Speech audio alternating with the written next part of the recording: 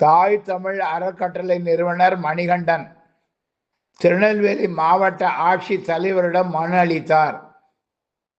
அவர் அளித்துள்ள அந்த மனுவில் குறிப்பிட்டிருப்பதாவது: திருநெல்வேலி சந்திப்பு பேருந்து நிலையத்தில் அமைந்துள்ள பசும்பொன் முத்துராமலிங்க தேவர் திருவுருவச் சிலையை தமிழக அரசாங்கத்தின் சார்பாக பராமரிப்பு பணிகளை செய்திட வேண்டும்.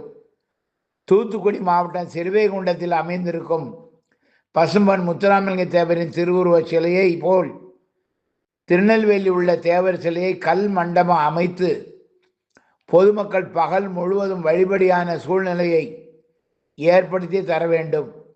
24 மணி நேரமும் பாதுகாப்பு அளித்து சிசிடிவி கேமராவும் பொருத்த வேண்டும் என பல்வேறு கோரிக்கைகளை அவர் அந்த மனுவில் குறிப்பிட்டுள்ளார்.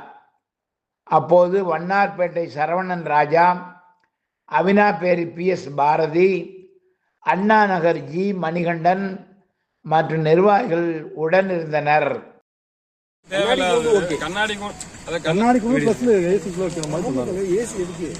ஒட்டுமொத்த தேசிய தலைவர்கள் ஜாதி தலைவர்கள்